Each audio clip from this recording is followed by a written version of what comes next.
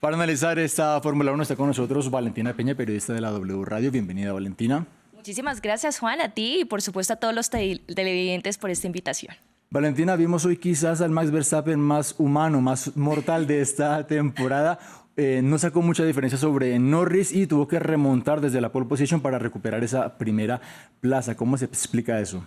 Yo creería que, para no decir que que vimos tal vez su versión más humana, aunque creo que todos coincidimos que efectivamente esta temporada de Max ha sido de otro planeta, sin lugar a dudas ha sido tal vez esa carrera en la que menos dominante lo hemos visto, y precisamente eso se vio reflejado desde la largada, con el tiempo de reacción que tuvo. Normalmente Verstappen es muy bueno saliendo y en esta oportunidad su tiempo de reacción fue mucho mayor al de Norris. Estamos hablando de una diferencia de 3 décimas aproximadamente, que es bastante considerable, y fue esto lo que le permitió precisamente a Lando tomar esa primera posición. Después no se le vio tan cómodo, se le vio quejándose mucho con el viento, no estaba 100% a gusto con el auto, y eso es otra cosa que no solemos ver en Max Verstappen, y más cuando tiene el RB19, que es el auto más dominante de esta temporada de Fórmula 1. Y finalmente termina con esa victoria únicamente un margen de 3.8 segundos, que es muy inferior a los 24 que vimos, por ejemplo, en una carrera como España o incluso carreras como Bahrein, donde este margen fue aún más superior. Así que sí hay una diferencia. Efectivamente vemos un Red Bull menos dominante. Hay que anotar, en esta oportunidad tuvimos un safety car que finalizó faltando 14 vueltas para el final de la carrera.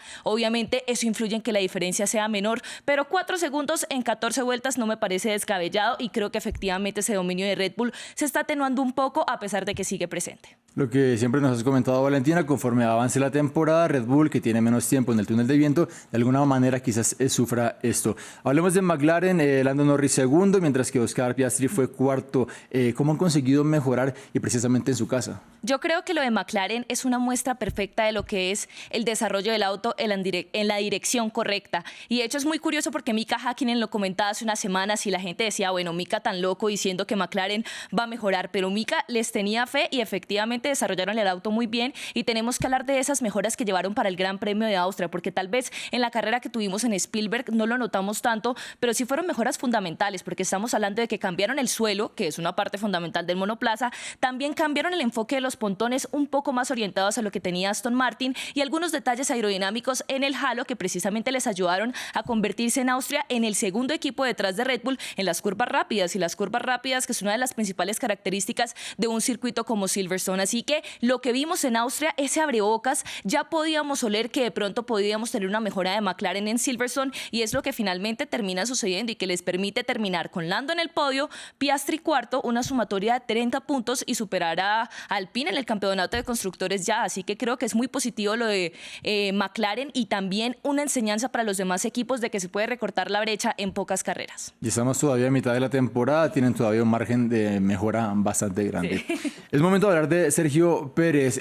No es un buen momento por el que pasa. Hoy pasó de la 15ª posición a la 6ª. Es una buena remontada, pero la verdad es que son 5 carreras consecutivas ya sin llegar en la clasificación a la Q3. ¿Qué le está pasando a Checo? Yo creo que la palabra de Checo es algo que tristemente ha sido una constante en sus temporadas en Fórmula 1, y es la inconsistencia, en cierta forma. Checo empezó muy bien la temporada. De hecho, creo que muchos nos ilusionamos con tener un duelo tal vez Hamilton-Rosberg como el de 2016, cuando ganó las 2 primeras carreras. Bueno, no las 2 primeras carreras, pero sí 2 de las 4 primeras en Arabia Saudita y en Azerbaiyán, y muchos teníamos la ilusión de que pudiera prestarle ese duelo a Max Verstappen. Sin embargo, desde esa carrera en Miami, en la cual Max largó noveno y termina adelantándolo con mucha facilidad al final de la carrera, es como si la confianza de Checo se hubiera caído un poco, y también aparecen esos fantasmas del pasado que se lo habíamos criticado mucho y se lo hemos criticado siempre, y es el tema de la clasificación, que para nadie es un secreto que siempre ha sido su mayor debilidad en la Fórmula 1.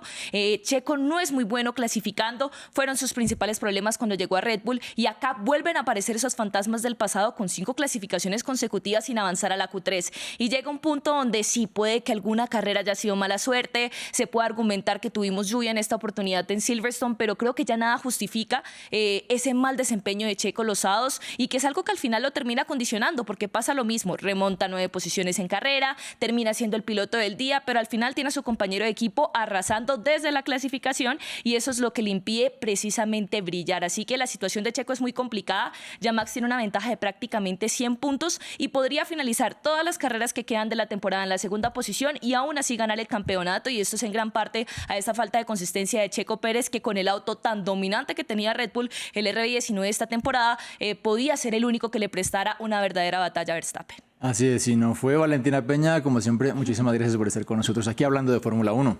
No, gracias a ustedes por la invitación y siempre contenta de hablar del deporte motor.